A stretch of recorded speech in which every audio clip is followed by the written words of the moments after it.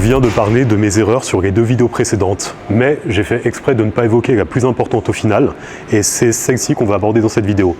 Mon erreur la plus importante, c'est d'avoir négligé mon mental. C'est ce que résumait au final ces 2 vidéos, dans le sens où voilà, j'ai évoqué plein de points, et ce qui faisait que je ne respectais pas ces points, c'était mon mental. Donc, pour résumer, je passais plusieurs heures par semaine à travailler mon corps, sauf que je n'en passais aucune à travailler mon mental. Et ça a été ma plus grosse erreur.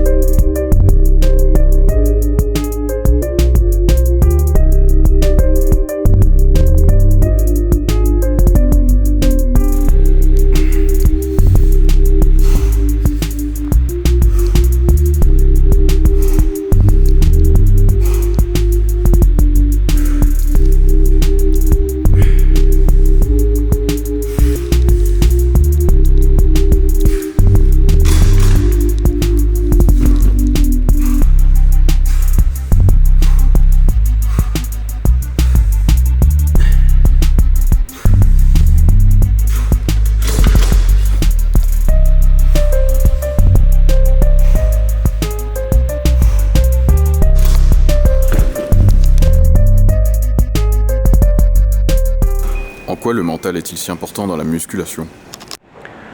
Sans mental, pas de progression possible, tout simplement. Évidemment, quand je parle, j'exclus systématiquement toutes les guidelines génétiques, ça ne les concerne pas, mais pour l'ensemble des gens dont je fais partie, c'est vraiment la clé, c'est fondamental. C'est cette absence de mental qui a fait que j'ai stagné pendant des années. C'est ce qui fait également, à travers ce que je vois dans mon travail dans les salles de sport, que beaucoup de gens stagnent. C'est toujours cette absence de travail au niveau du mental. Donc vraiment, c'est ce point qui n'est pas travaillé qui fait que moi, comme voilà, beaucoup de gens, on se comporte toujours de la même façon en s'attendant à des résultats différents. Et ça, c'est juste pas possible.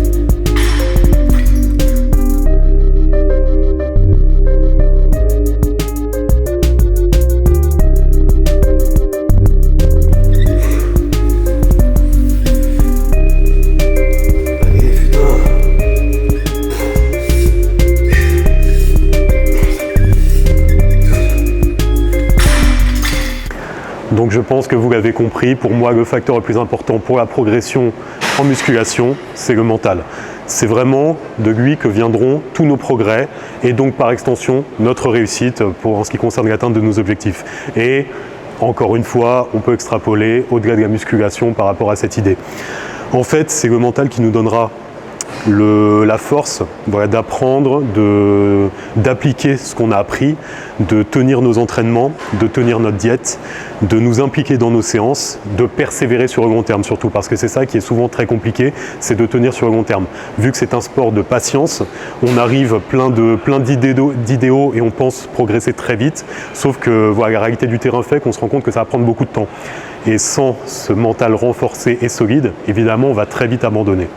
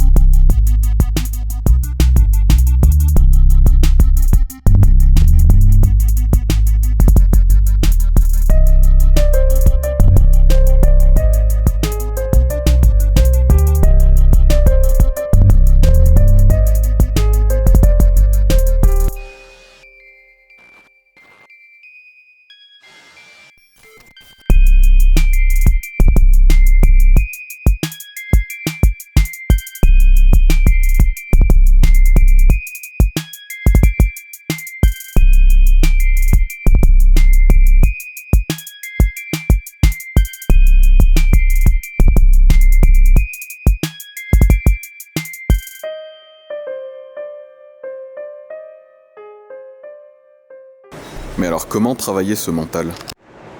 Eh bien justement, on peut tout simplement se servir de notre pratique de la musculation pour le travailler. Mettons que, par exemple, on souhaite faire une prise de masse. On va étudier tout ce qu'on a à faire pour cette prise de masse. Voilà, bien souvent, j'entends ça, que voilà, je veux faire une prise de masse, la personne ne suit pas de diète, n'a pas d'entraînement en conséquence. Donc c'est important de prendre un temps de réflexion pour réfléchir à quelle action mettre en place pour atteindre cet objectif. Une fois qu'on part de ça, on peut soit prendre du temps pour apprendre tous les outils qui nous permettront d'atteindre cet objectif, soit si on veut gagner du temps, on peut passer par un coach. Dans tous les cas, c'est primordial d'avoir une stratégie pour atteindre cet objectif.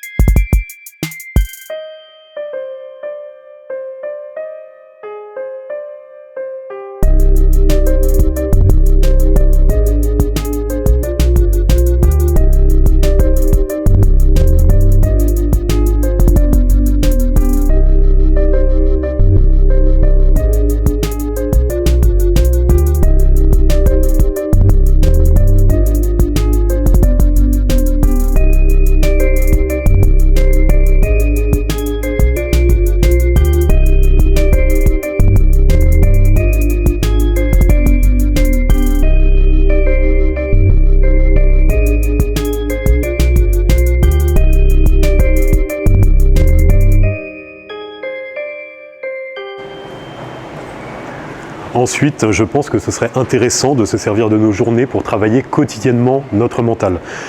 Comme j'aime le rappeler, tout ce qu'on apprend à travers la musculation peut nous servir dans notre vie de tous les jours et inversement. Donc, je pense l'avoir évoqué dans une vidéo, mais en début de journée, on peut prendre un court temps, 2-3 minutes, juste pour penser à nos objectifs du jour et veiller à ce que notre journée soit à l'image de ce que l'on souhaite incarner, de ce que l'on souhaite mettre en place pour atteindre nos objectifs.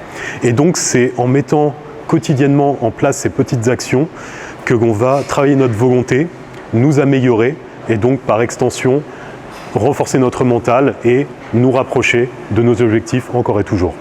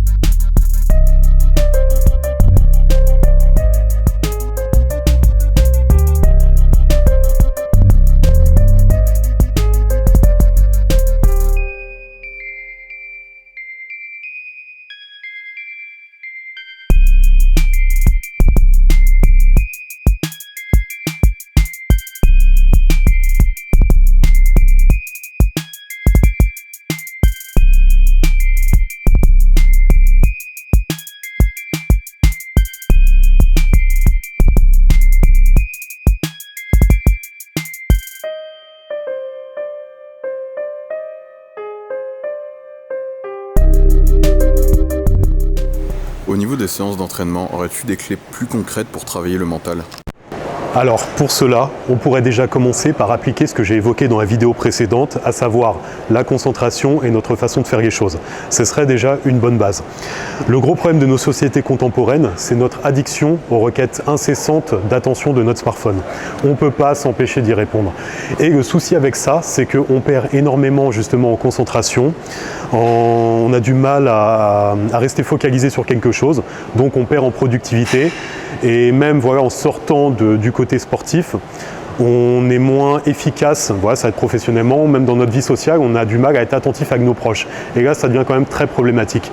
Donc, nos séances de sport, ça pourrait être l'occasion parfaite pour travailler là-dessus. Il suffit d'appliquer ce que j'ai évoqué, donc remettre la concentration au centre de notre séance, se couper des réseaux de notre téléphone, rester le plus possible à distance. Voilà, si on Si on ne regarde pas nos notifications pendant 1h30, je pense que le monde pourra continuer à tourner à peu près correctement. Donc, on se sert de notre séance pour se concentrer, se focaliser sur ce qu'on fait et retrouver cette attention qu'on a perdue.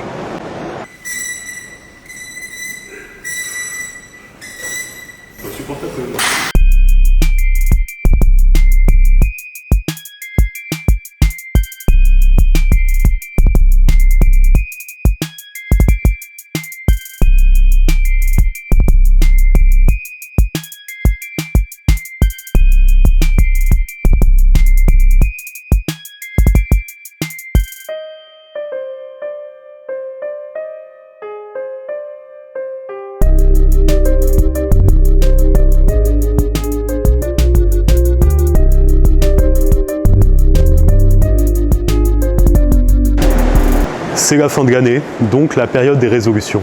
S'il vous plaît, ne perdez pas de temps avec ça, ça ne sert à rien de prendre une décision entre guillemets quand on est à 4 grammes d'alcool.